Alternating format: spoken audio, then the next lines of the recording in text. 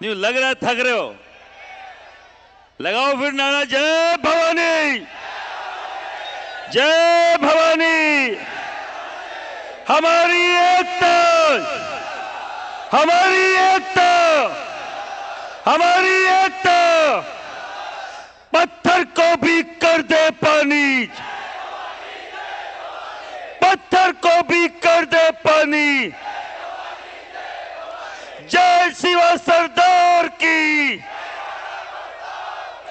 जय शिवा सरदार की। हाथ पूरा कौन उठ रहा, मन ध्यान है पूरा। सुबह थे भी लाग रहा हो, मैं भी रात चाल रहा, तावड़ो ज्यादा है पर हाथ पूरा। एक बार मतलब राणा प्रताप को नाम आवे तो यहाँ आंखें हम लाल हो जाने चीज है कि कौन को नाम लिए। जय शिवा सरदार की, जय शिवा सरदार की। बाहर जो बैठे हैं ना आपको सुन रहे हैं कान लगा के, आपको क्या लग रहा है कौन कौन सुन रहा है? मैं सही बता रहा हूं, खुद सीएम साहब सुन रहे हैं और लाइव देख रहे हैं आपको। तो उनको ये लगना चाहिए कि ताकत अब तो ये नहीं है कि कोई सो गए, कोई ये कुछ वो परेशान हो गए। ताकत से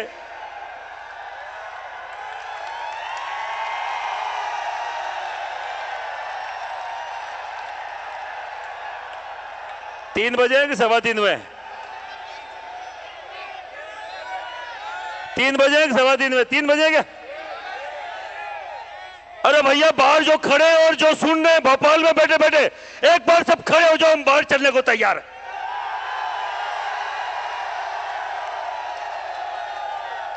25 मिनट है तुम्हारे पास, 25 मिनट है तुम्हारे पास। और अगर हमें कमजोर समझने की कोशिश कर रहे हो तो तुम्हारे पास 25 मिनट है, ये अंतिम 25 मिनट होंगे, नहीं तो हम बाहर कूच करेंगे। और अभी सबने मिलकर ये मुझे एक ताकत दी है कि महिपाल सिंह जो तय करेगा वो हम सब मानेंगे। मानेगा कि नहीं मानोगे? बाहर चलने को तैयार हो, लड़ने को तैयार हो। प्रशासन को सीधी चेतावनी है, हम चाहे जेल जाए और चाहे फांसी खाए, अगर तुम हमारे पास नहीं आए और उन अधिकारियों को तुमने निलंबित नहीं किया, हमारे पास लेटर नहीं आया, तो हम सड़क पर निकलेंगे। ये कान खोल के सुन लेना।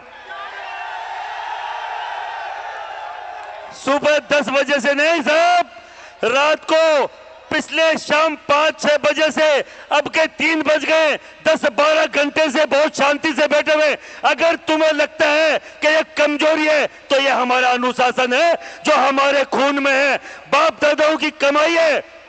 और यही अनुशासन था कि हमारे पे लाठी चार्ज हुआ पर हमने प्रत्युत्तर नहीं दिया।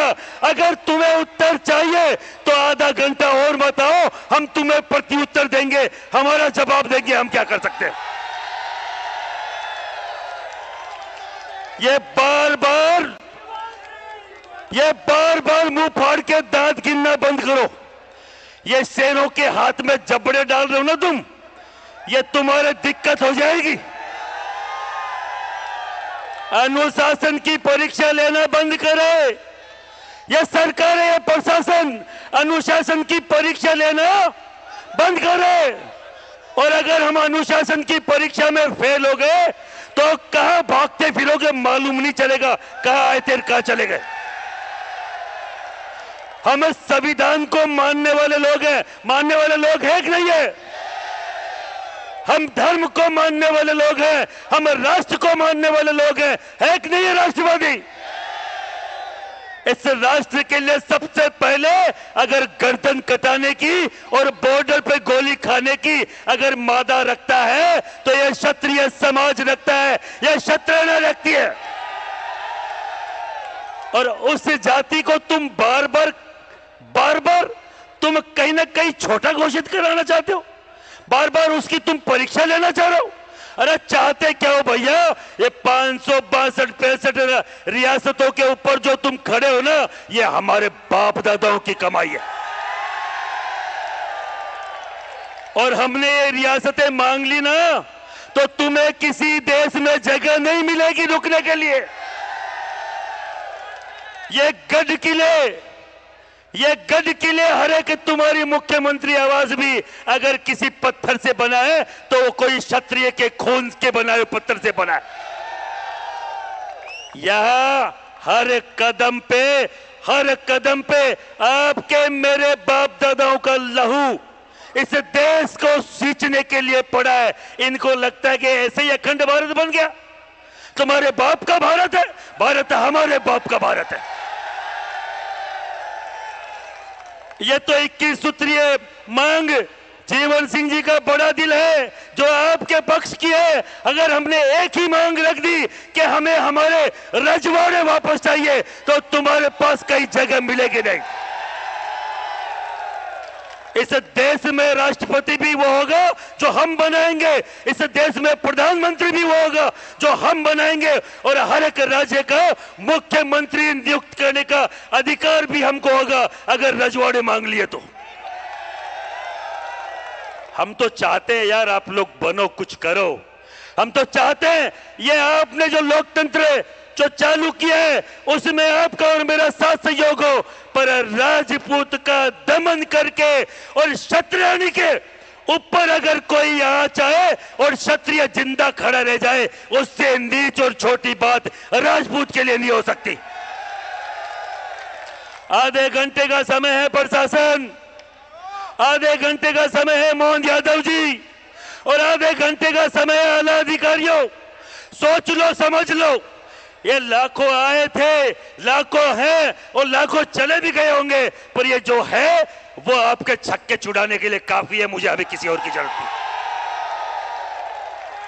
मुझे मालूम है मंच पे एक एक व्यक्ति जो बैठा है अलग अलग कौमों का। क्या जाट कमजोर है? क्या गुर्जर कमजोर है? मीणा, जैन, कोई कमजोर नहीं है। गाड़ियां लुहार भी है, तुम्हारे पहिए निकाल के ले जाएंगे घर पे। वो कौम हमारे साथ है जो हमें यहां बैठना पड़े और हथियारों की जरूरत पड़े तो हमारे पास तो गाड़ियां लुहार भी है, बैठ के तलवारें कर लेंगे और तुमसे लड़ने की औकात पैदा कर लेंगे।